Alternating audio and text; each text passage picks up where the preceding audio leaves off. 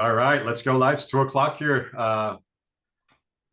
Let's get started here. Zuli, I'm back. All right. Are we ready to go? let's get ready. Everybody's coming into the room now. I see them all Okay, I see them walking coming in. in. So A lot of familiar exciting. faces. All right. Good afternoon, everyone. Welcome to our session this afternoon. I am Zuli Maribona, co-host, Senior Vice President and Partner with KW Property Management and Consulting. Can you believe we are almost wrapping up May this year? It's amazing. The year is just flying by and it's already warmer than ever. So with that, we are getting close to hurricane season. I know today's session is not about hurricanes, but it's important to mention that we are getting ready for that special season.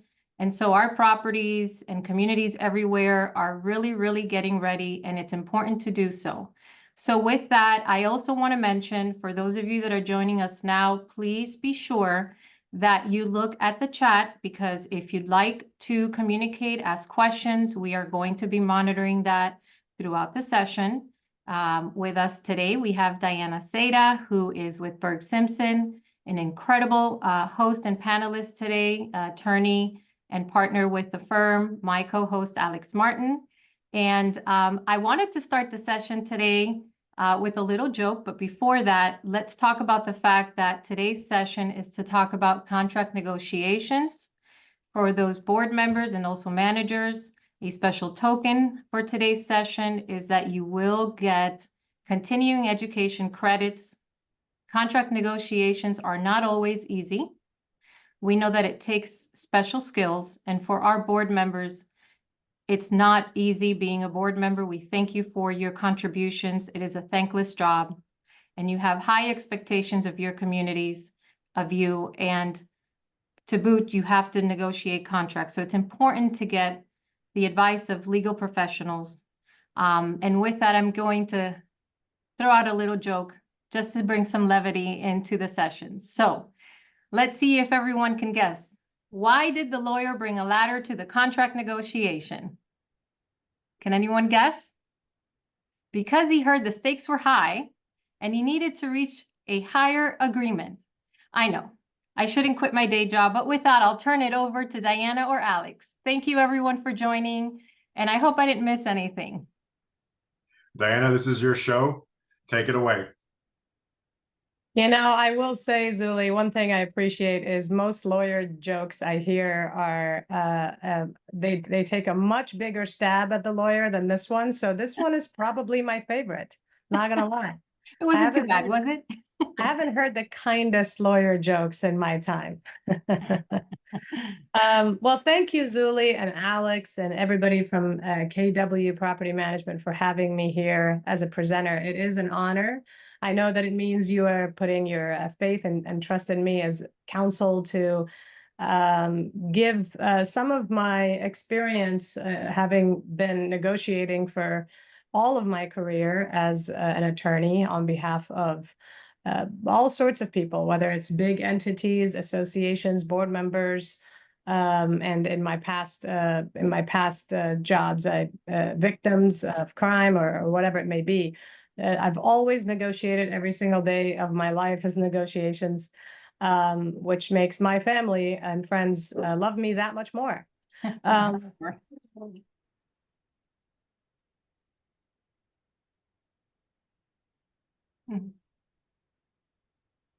I guess to kind of keep it light, I am doing this from home today, and I do have a little puppy, and he has not barked all day, but is deciding to bark right now. So please forgive me. He will calm down.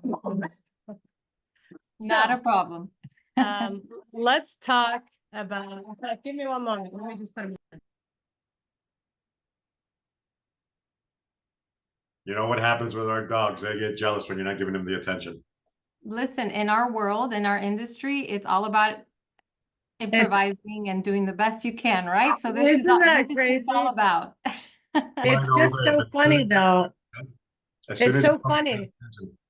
I have been working all day. I started with an 8 o'clock call, and he has not made a peep. And here I am presenting to many attendees, and he's going a little nuts. I apologize for this, but it's okay. He'll stop. So I received a list of questions, and I love receiving questions from attendees. I think it really allows me to focus the presentation on things that you are all interested in hearing about. And so if there are any other questions, and if I don't see them, Zuli, Alex, or anyone, please chime in and just say, hey, we have a question. I'm happy to answer it in the middle of the presentation, or we can leave those for the end. So I'm going to share my screen and we'll get right to the presentation here. Perfect.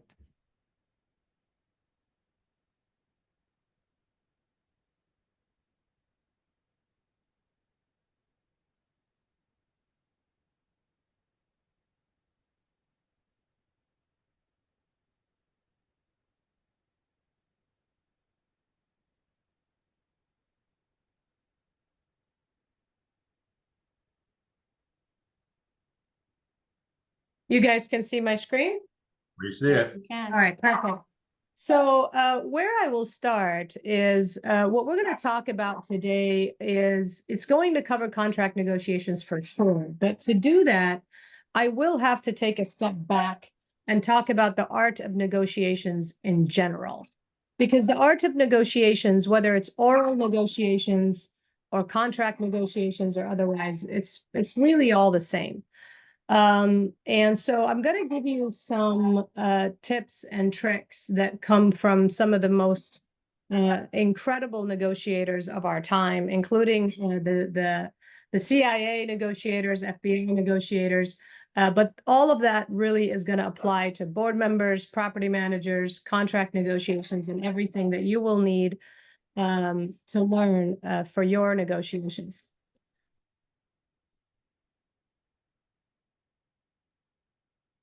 Okay, so first, what I want to start out with is anytime that you are facing a negotiation, your first question needs to be, should I even negotiate? Is this something even worth negotiating before you get into negotiations? So like, for example, I love my mother and I always pick on her in my presentations. My mother is a foreigner and is of the type that, she never pays the price on the tag. She always has to negotiate. But the problem is, even like at Macy's or something, she'll grab a shirt, and if the shirt says $39.99, she'll go to the cash register and say, can you give it to me for $25? And always the cashier is like, no, I can't do that. It's not on sale. I can't do that. And it's not because sometimes you don't get what you ask for. It's because sometimes you know for a fact that the hill you're trying to climb, you're not going to get anywhere.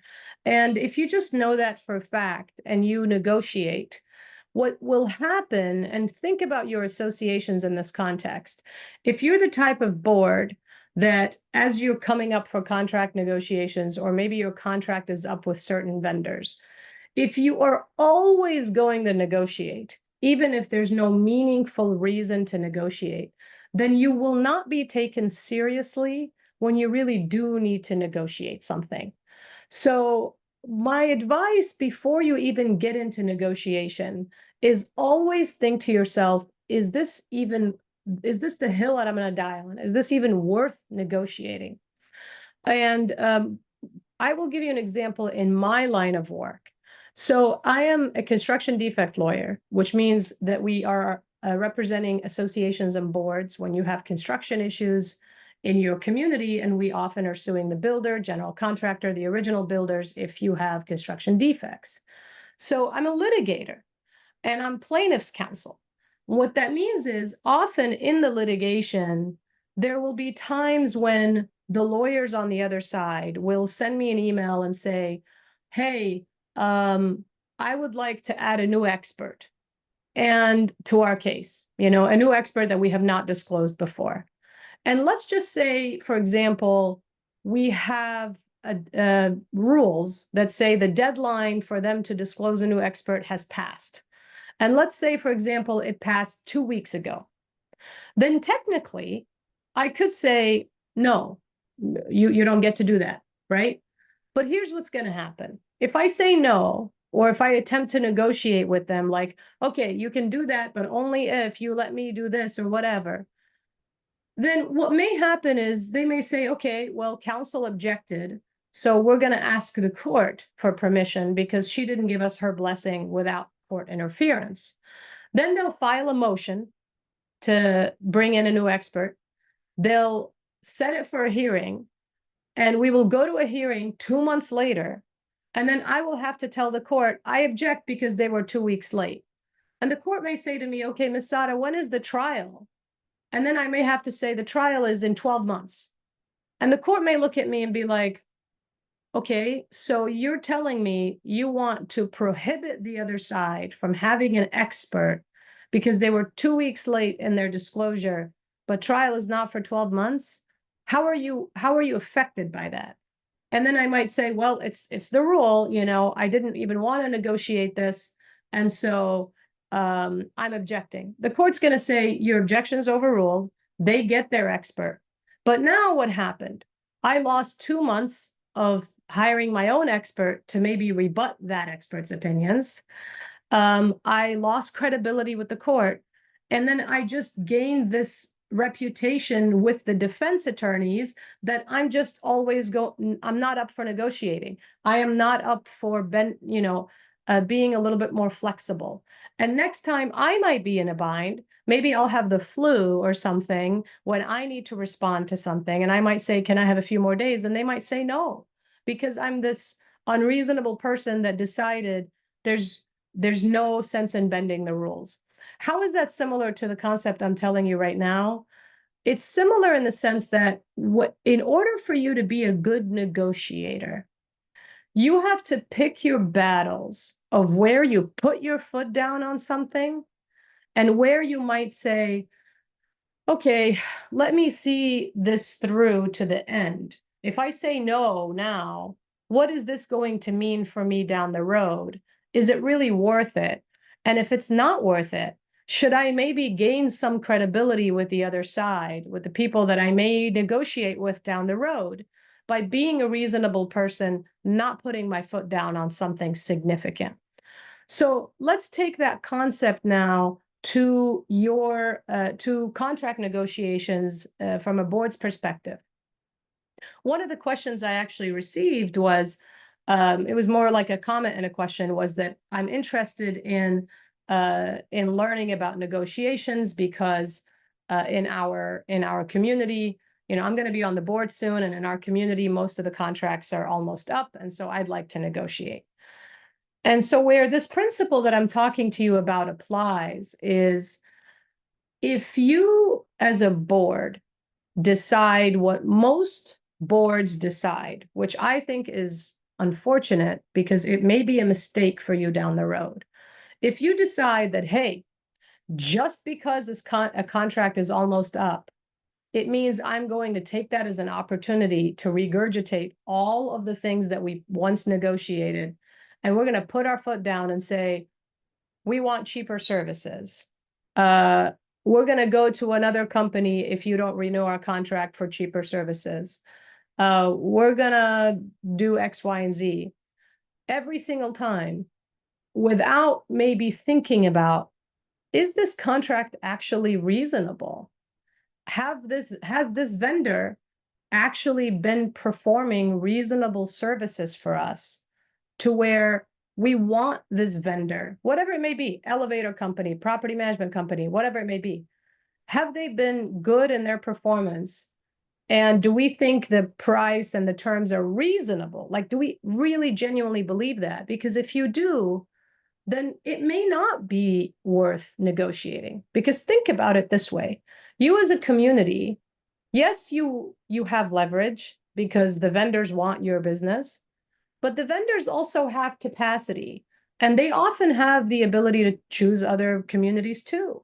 And so if you're the community that is going to renegotiate the contract every single time it's coming to an end, that vendor, whether it's elevator company or whatever company it may just say, okay, here we go. This client X, Y, and Z contract's almost up. They're going to try to get us to give them cheaper services.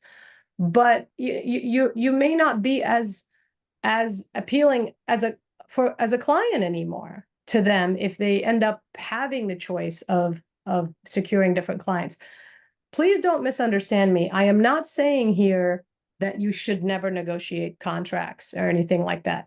The principle of what I'm teaching you is before you learn how to negotiate, you really should learn to take a step back, and your step number one in that process is always, should I even be negotiating this? Is it worth it? Or if, let's say, my pool company's contract is reasonable, their prices are reasonable, they've been doing good work for us, is it going to build better goodwill in my community to just renew the contract without the negotiation, so that this vendor, when we call them up in a couple of weeks and say, somebody improperly threw a party at the pool on a Saturday night and there's glass in the pool, could you please come and help us? They might actually come and help you without charging you overtime or whatever, because you're a good client. So there's always a cost benefit analysis to thinking about whether you should even negotiate something. So after you decide that, that's when you should say to yourself, okay, let's assume that something is worth negotiating.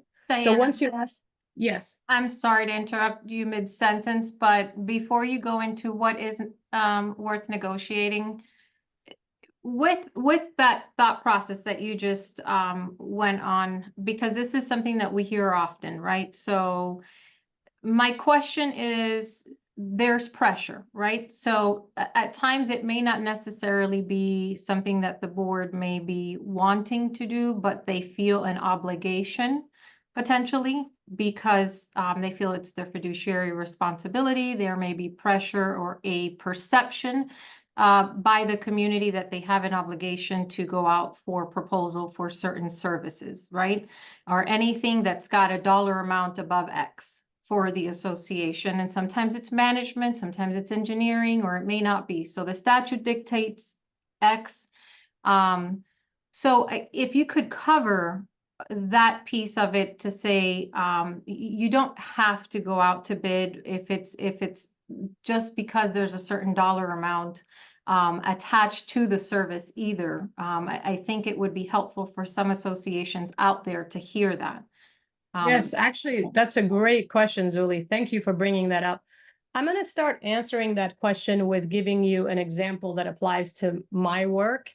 In my work, because I'm construction defect counsel, often boards will tell me, okay, so counsel, why are we hiring this expert and not this expert? This expert is $500 per hour, and this expert is $400 per hour. Can we go for this expert?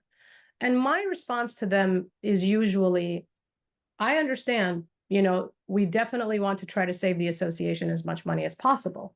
And that's actually a negotiations tactic that I'm going to talk to you about a little bit later. The concept of saying, I completely agree with you. I see where you're coming from. I understand you, rather than be like, no, that's ridiculous because of blah, blah, blah. You always try to put yourself on the same wavelength as the people giving you pressure.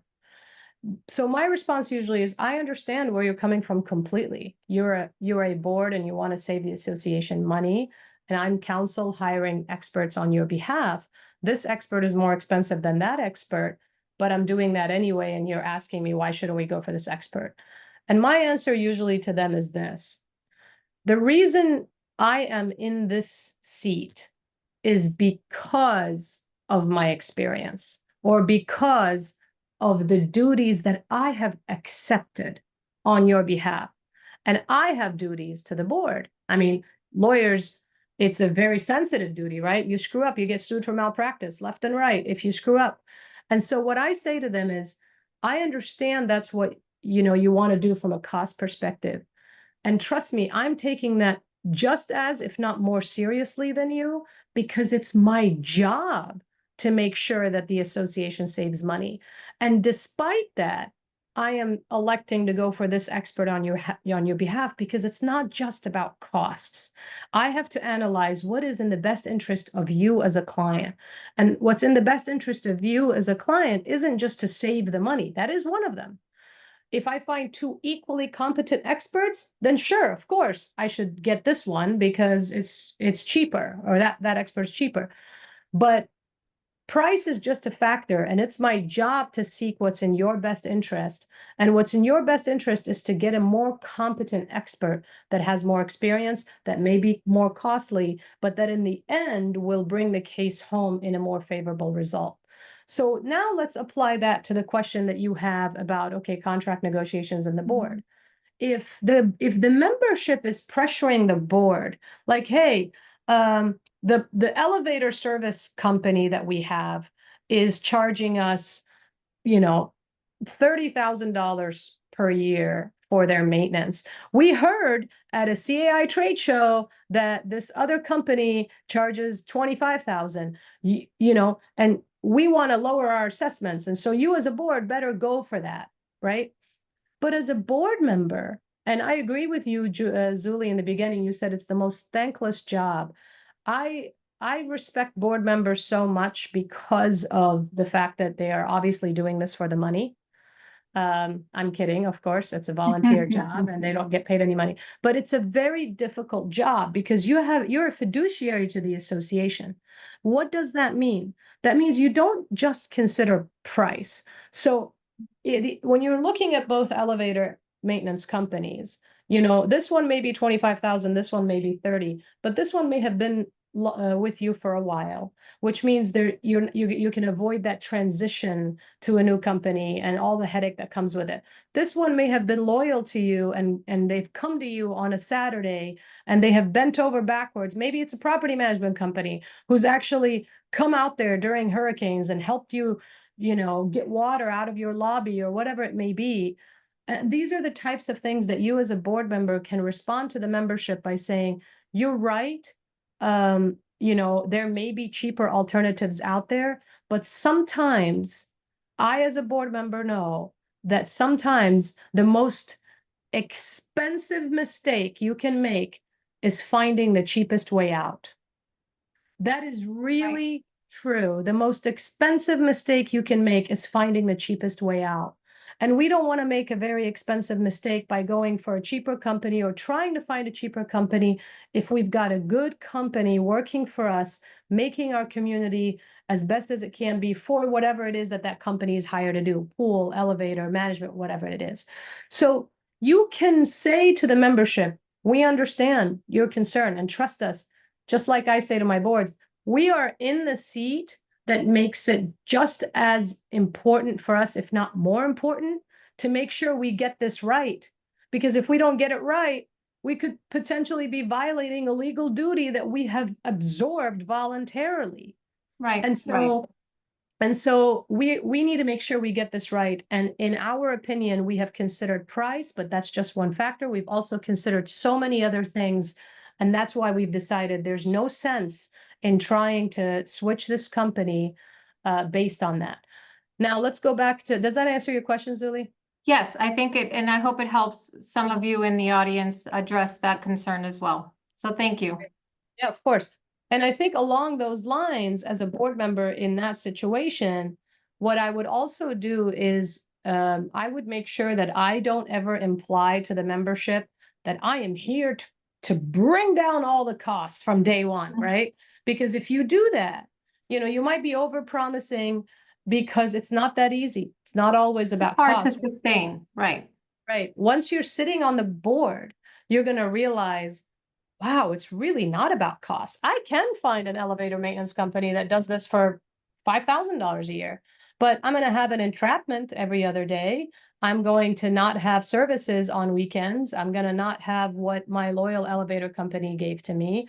And then I promise you, the membership's going to be that much more mad at you because they're going to forget whether during contract renewal, you actually sent it for a bid to a new company or not. They're just going to say, the board has this company here that is causing us to not have the appropriate maintenance. So it is very critical for you as a board member when you take the board position to say, listen, I want very much to find any opportunities for saving the association money, but an opportunity for saving doesn't mean I'm going to negotiate every single thing right in front of me, because it may not be an opportunity for saving. It may be an opportunity for saving in the short term, but it may cost us in the long term because we may have gone for a less competent company. So that's I always remind everyone, the most expensive mistake you can make sometimes is finding the cheapest way out. And that's why it's often best to take a step back and ask yourself, should I even negotiate before you jump into negotiations? Now, so let's say you did decide, you know what, whatever this is worth negotiating. We're going to talk about some principles of negotiations that apply across the board, whether you're a board member, a property manager, a lawyer, an accountant. And you know what, this stuff, what I love about this course is it applies in your daily lives too. You never know when you as a person are going to have to negotiate something for your house, with your realtor, with whatever. This stuff really applies in your daily lives as well as in our industry. So let's take a step back. Generally speaking, let's talk about the types of negotiations that exist in general. Usually, if you go to Google right now and you ask, what are the major different types of negotiations, you're going to find so many different words, but they can really all be categorized under two major umbrellas. Okay. And I like to call them, and of course, so my background is actually in psychology. And so I'm not just making up these words. I've read an ungodly amount of articles on negotiations because I'm obsessed with this stuff. But really, they really fall under two umbrellas. It's the win-lose umbrella and the win-win umbrella. And so when you go to ChatGPT or Google or whatever people like to do nowadays, you're going to see articles that talk about the emotional versus empathetic negotiator, the irrational versus rational negotiator. You're going to see all of these words, but they really fall under these categories. And what do these categories mean? And what I urge you guys to adopt, and in fact, this is something you can adopt before you enter any situation. This is actually something you can adopt today from this session. And I think all of you will know I'm going to encourage you to adopt this mindset here. A lot of people, especially the old school way of negotiating, they believe the win-lose approach is the way to go. I am not going to win an argument unless you lose. That's how it is. That's why relationships fail. That's why all sorts of problems happen, because people often focus not on winning, but on ensuring that the other side loses. And if you do that, you're going to be in big trouble because your eye is not on the prize. And so under this category, what's called the win-lose approach, the negotiators that fall under this umbrella are very emotional. And yes, even the men in the room, I know that you tend to think you don't, you're not controlled by your emotions, but you are. I hate to break it to you, probably more than women. You can argue with me on that one, but you are. It is irrational. And the reason why I say it's irrational is, just like I just explained to you, people aren't thinking about, let me make sure that I get my needs met based on my association, my board, my community. Instead, they're like, I want you to lose. So let's say you're arguing with your pool service company or whatever. They screwed up. They made your pool inoperable for 3 weeks. They really made a huge mistake. And now you're trying to negotiate. They may actually come back to you with a reasonable solution. Like, hey, I'm sorry, we're going to service your pool for 5 extra months for free. This was our fault. We're going to pay for the parts and all that. You may be so mad at them that even though you got something good in return, which is 5 months of free maintenance, free parts, brand new things. Yes, it was awful that your pool went down, but you might be so mad at them that instead of thinking, what is in the best interest of my association? I just got us 5 more months of free maintenance, this and this and that. You might be like, no, I need you to pay every last penny of this and this and this and that. Give us free lights, redo the waterproofing, give us 3 years of free. You're so focused on making sure that they lose, that you oversee how you can win in this situation by maybe accepting a reasonable offer from the people who did you wrong.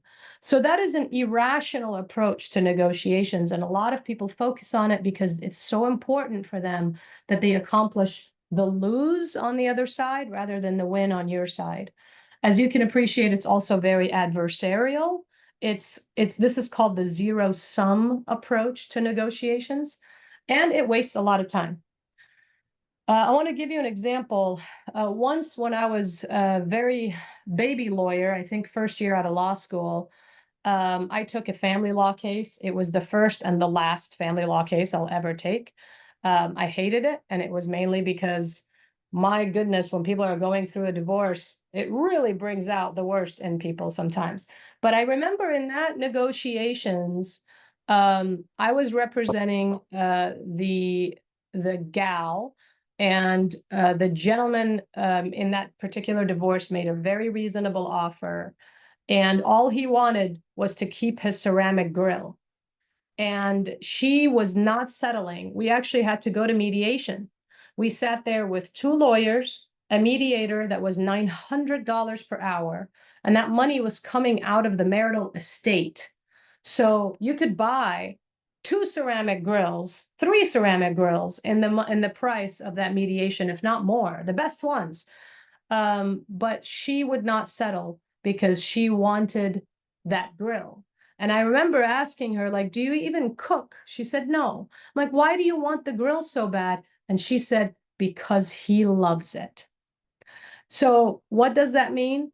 She was so focused on this, right? It wasted time, it was adversarial, it was irrational, and it was emotional. She was so focused on making him lose that she wasn't seeing how she had actually gotten a very good offer.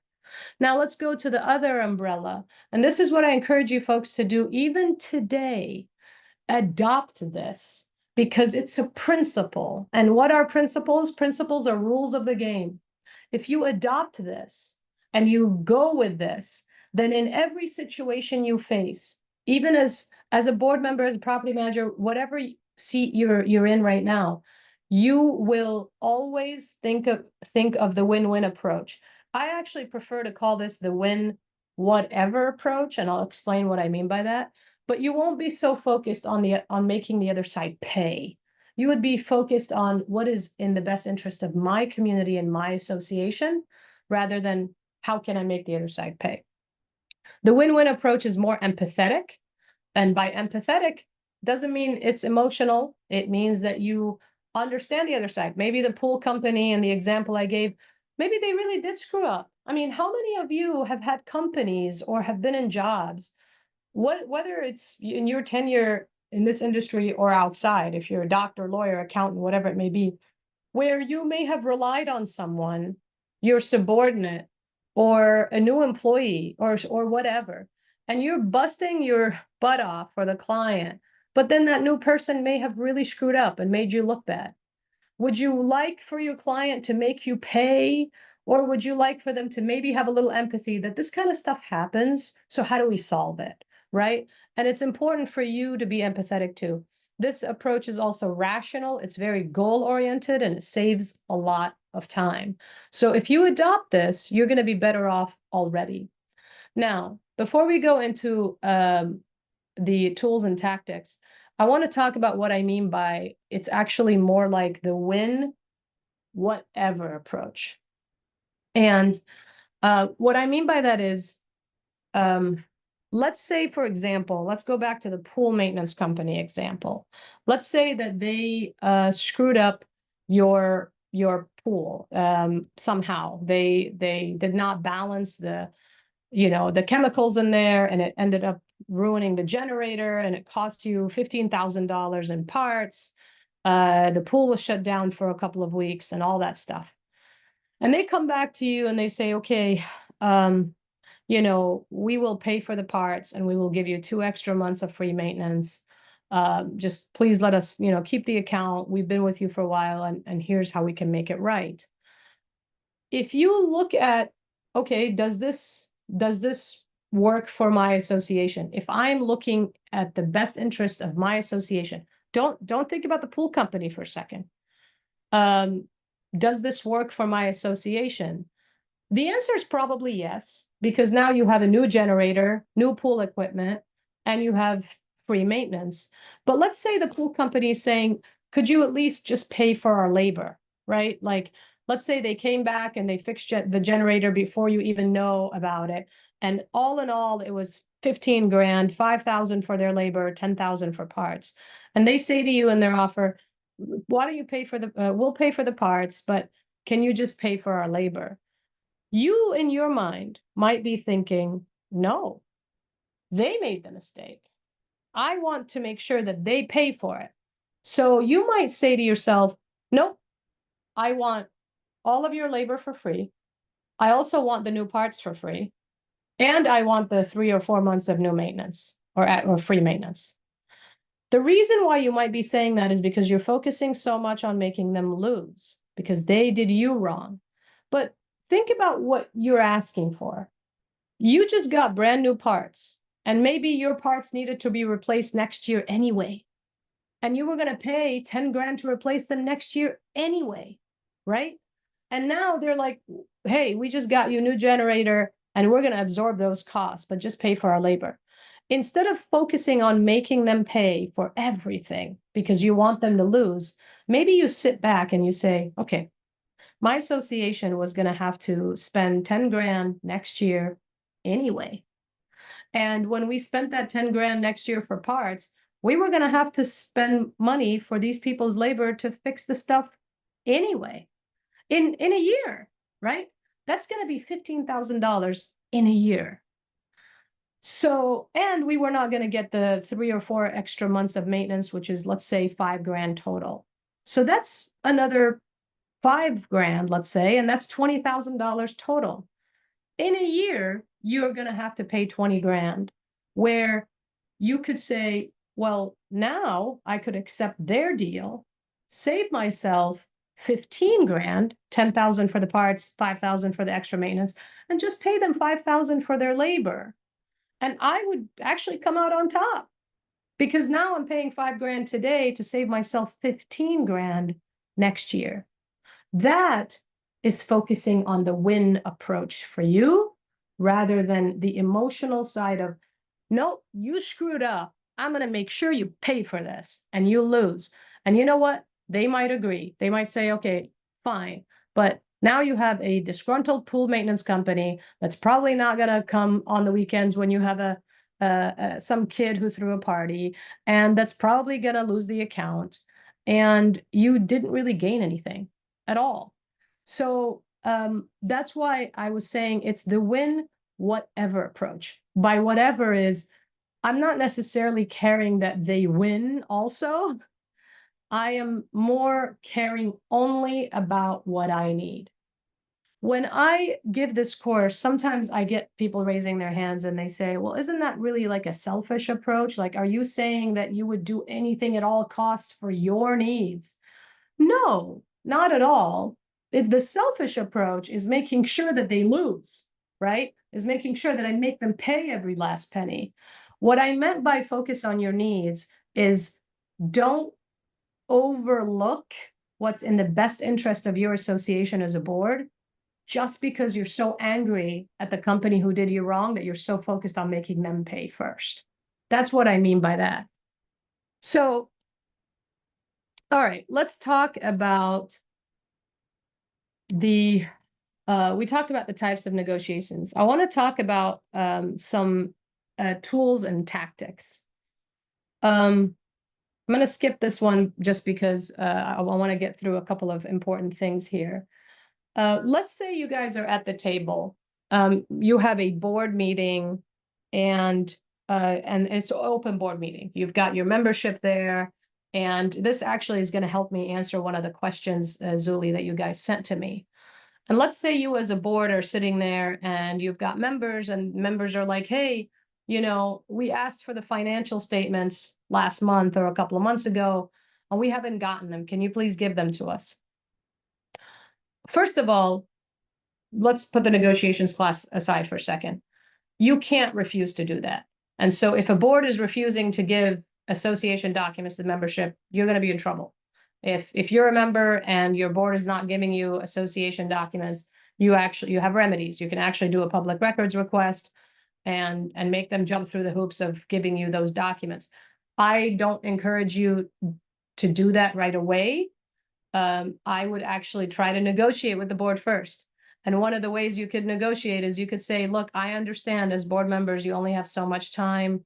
I know there are a lot of documents. I know that there's a learning curve. I get all of that, but I really don't want to have to jump through formal hoops because we're all neighbors. We're all a community. We all live here. I'm really just exercising my right to know what our finances look like. So could you please send that to me rather than what I normally see homeowners do, which is you're not being transparent. That's ridiculous, blah, blah, blah, and that kind of adversarial approach. So I hope that answers that question of how do we overcome the board's refusal to be more transparent with monthly financial statements. You can try to have that amicable discussion first. And if they don't, unfortunately, you may have to do a public records request, which makes them have to give you those documents. All right.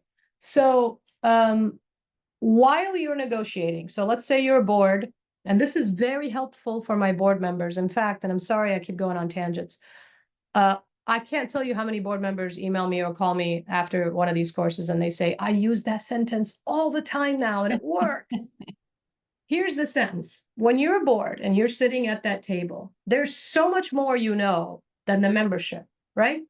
Not necessarily because you're hiding it from them, but because you're the one that's sitting there looking at all these bids. You're the one talking to counsel. You're the one that is intimately familiar with managers' advice on X, Y, and Z. And the membership just gets the Cliffs Notes in a lot of these meetings. But often you get that hand raise that from a member that says, I have something to say, right? It always starts like that, right? I have something to say. Mhm. And then it's a member who's like, I don't understand why this board won't just do X, Y, and Z. Or I don't understand why the board is doing X, Y, and Z. I'm sure for my board members in this room, you've been sitting in that hot seat, and so many times a member would say something and you're like, only if you knew how much we considered that. But we don't have 3 hours for me to explain it to you right now. And then you feel like you're being targeted. What I see my board members do is they get defensive. They often say, we did consider that, but we can't for many reasons. If you came to the last meeting, you would have seen how we considered that, but we can't do it, right? And then it becomes adversarial and whatever. Here's my tip. Please, board members, if you forget every single thing we said in this class, write this next sentence down. When a member or anyone, even if it's the opposite, let's say you're a member and a board is saying something to you that you're like, how in the world is this going to happen? If somebody is suggesting to you something that you're like, you don't know the half of what I've had to consider to say no or yes to that thing, instead of being defensive, please use this sentence. How do you suggest I do that? How do you suggest I do that? Let's talk about why this is unbelievably effective for my board members, okay? Let's say, for example, somebody, your community had a break-in and somebody, broke into one of the units. It hasn't happened in 10 years. It's probably not going to happen again. It's an isolated incident. It was clearly like a drunk person who broke into someone's house, whatever.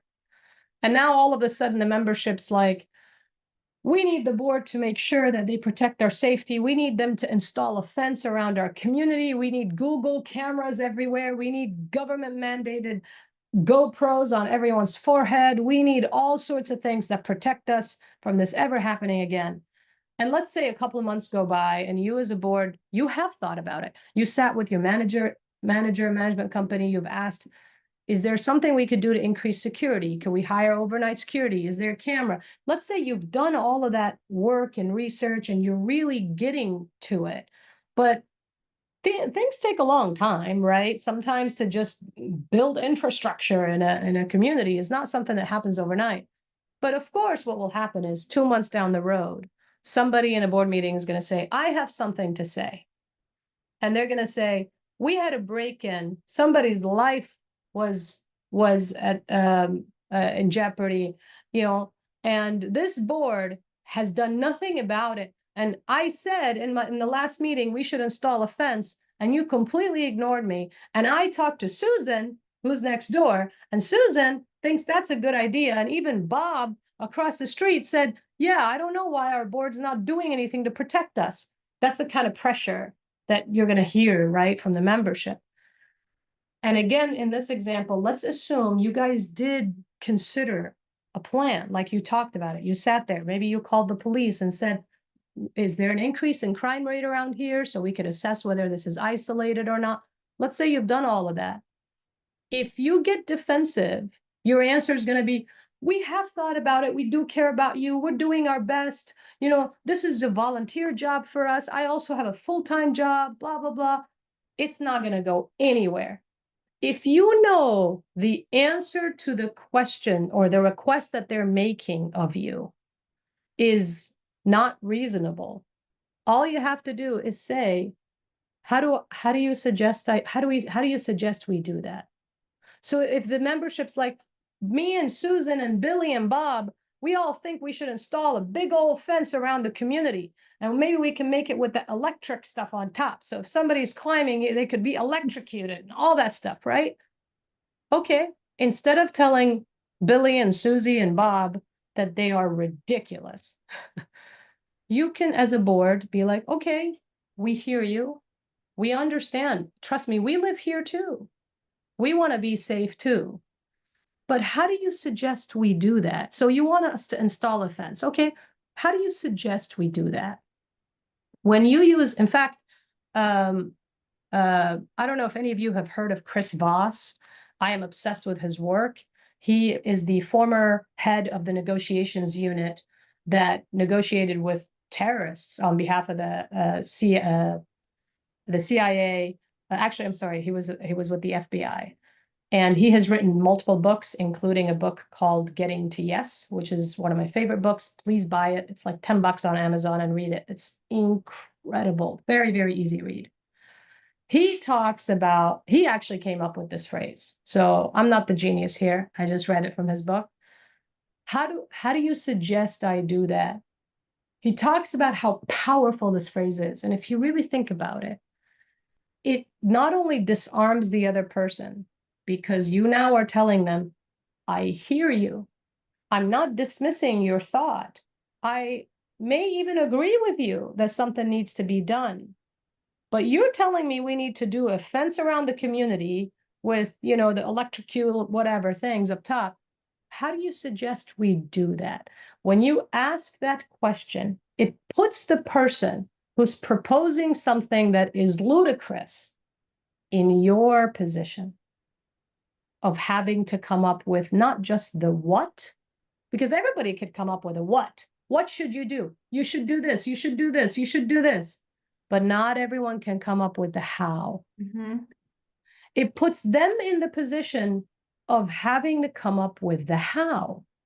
And so then Susie and Bill and Billy and Bob and whatever hypothetical names I gave will probably be like, well, all you have to do is get a loan, right? For 200,000 or 300,000 or whatever this fence will cost, because I know we don't have any money or we don't have enough money. And then somebody from the membership's gonna be like, whoa, whoa, whoa, whoa, whoa, whoa, whoa. Hold on. I don't want a special assessment. I don't want to increase my dues. We don't have money for this. And then they'll go back and be like, or okay, fine, don't get a loan. Don't we have money in our reserves to do this? And then you could be like, actually, we don't have money for a fence, and we can't use the reserves for a fence. The reserves are saved for replacing like windows and roofs and things like that. Okay, well, do we have money in our operating account to do this? We would have to increase assessments significantly, probably quadruple the assessments, so we could save up 200 grand for the fence. So yeah, but how do you suggest we accomplish this? Well, okay, fine. Maybe it's not a fence, but maybe we could at least do a couple of cameras or something, right? Maybe we could even get a security guard. And I know I'm shortcutting that dialogue, But I think you see what I'm trying to get at, which is that member is likely to get to where you were anyway in your conversations with management about maybe thinking about a security guard, maybe speaking with the police and getting a police car there temporarily to make people feel better. That member was probably going to come to where you are anyway, because you're actually you're putting the member in your position of coming up with the how, not just the what. If you had chosen to just be combative and say, you don't know what we go through, you have no idea what we have to consider, we don't have money for this, blah, blah, blah, blah, blah, it's just a fight. The member's going to be like, well, you're on the board, you figure it out. That's your job, right? If you can't figure it out, don't be on the board. But if you just say, how do you suggest we do that? It puts the other person, it disarms them, it puts them in your shoes, and it makes them realize what they're asking of you may be ridiculous. Believe it or not, that is a negotiations tactic. Most people think negotiations just means you have to sit there, look at a clause and say, I don't like this word, can we replace it to that? Sure, all of that is negotiations, but so is this. So when you're negotiating a contract, let's go back to contract negotiations. Let's say you're negotiating a contract with, I don't know, your management company. Let's say, okay, management company contracts up. Let's see if we can get more people for cheaper money or whatever. And if you say to them, hey, we don't mind the price, but we want 2 more people at the front desk, right? Instead of your management company being like, that's crazy, we can't do that, that's a lot more expensive or whatever. If the question of, okay, how do you suggest we do that is asked, now you have to be like, well, all you have to do is hire 2 more people for us. Okay, and then how do they get paid? And then they might be like, oh, okay, all right, so then maybe we do increase the budget of staffing if we want more people. And all of a sudden, it's contract negotiations at its finest, but instead of redlining a clause, sending it back with, here's what we will accept, you could actually sit and be like, okay, how do you suggest we accomplish this? And please don't say that every 2 seconds for every single point in the negotiation, but for very big points, if you do that, it puts the other side in your shoes for a moment. And when they can't think of the how, they'll realize that, okay, what they might be asking for is a bit much. Does that make sense? So that is a huge point, and I know I'm going to be running out of time here. I would like for you, and we will send this presentation, by the way, because there's a lot more juicy things in here, I promise. What I would like for all of you to do, if that's permissible, I'm not sure if it is, or Zuli, you guys can send it to them, is take a picture of a slide that I want to put up next.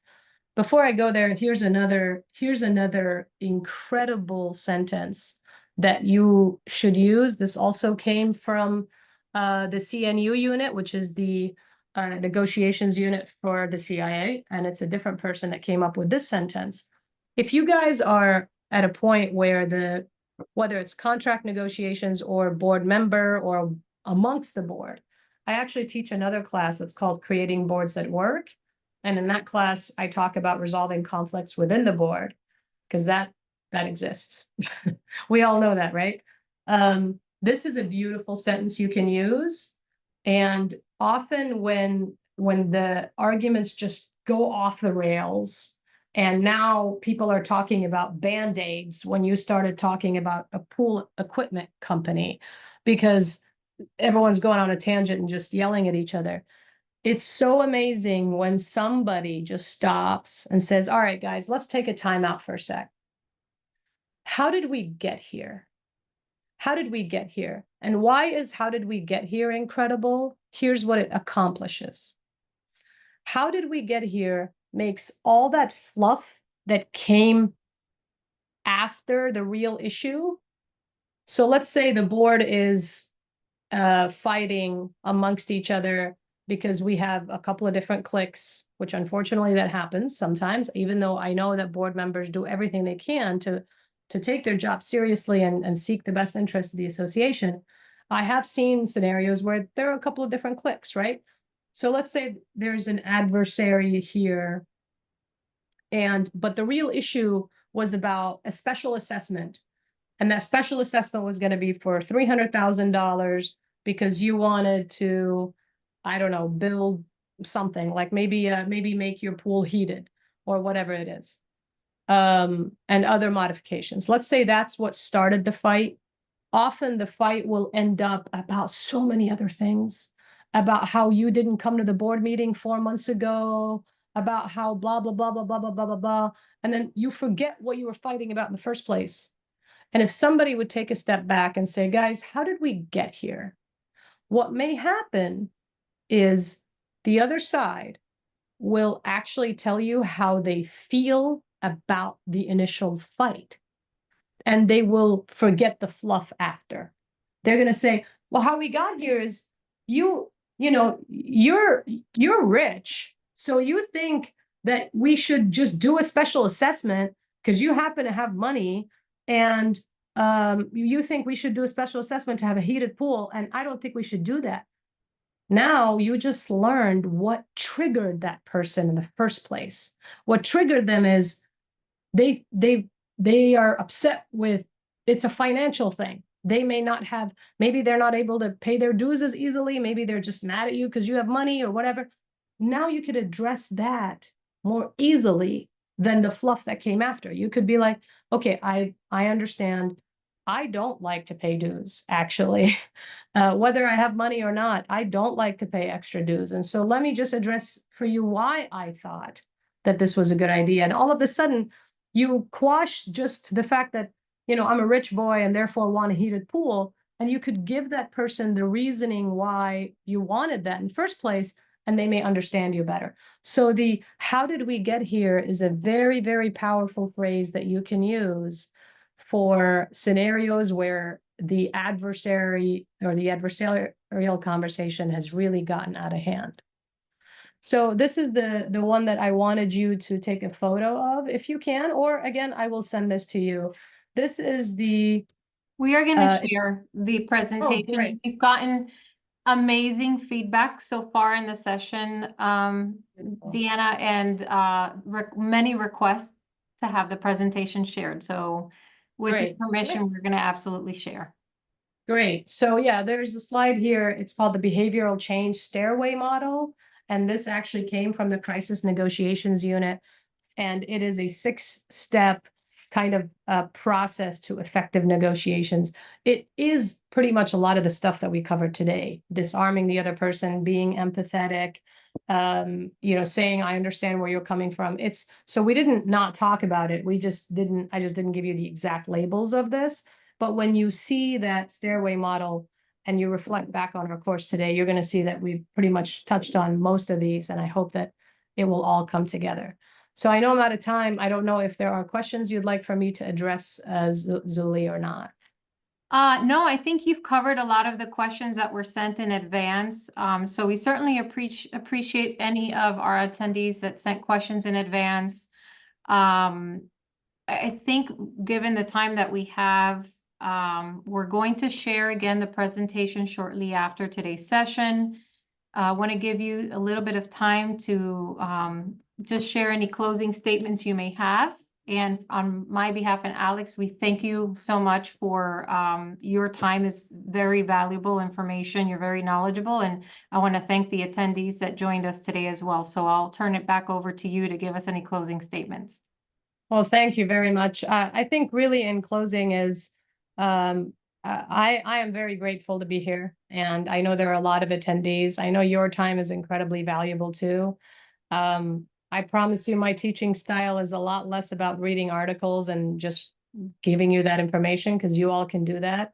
It's about the many, many times that things backfired on me and I had to learn serious lessons on how to pivot and adjust my practice. And so I hope you found it informative. I know that one of the questions was, how do we sign up for another course?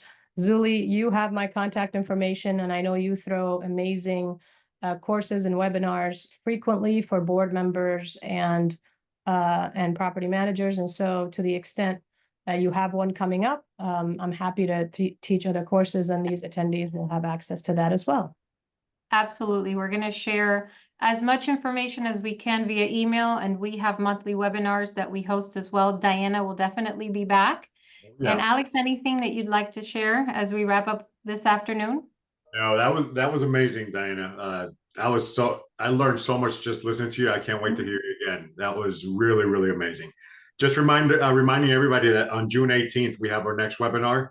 It's going to be disaster struck, getting your property back to business. So that's going to be June 18th. So everybody's online here. Diana, it was truly a pleasure listening to you. I can't wait And my dog as well, or just me? Yes. We didn't hear. I'm so sorry about that in the beginning. That was very loud. I That's apologize. okay. It was amazing. Have a Okay. good one. Everyone, Diana. thank you Bye, so much for everyone. your time. Thanks for all Have a the wonderful fabulous day. names I saw here for joining Okay. us. Bye. Bye-bye.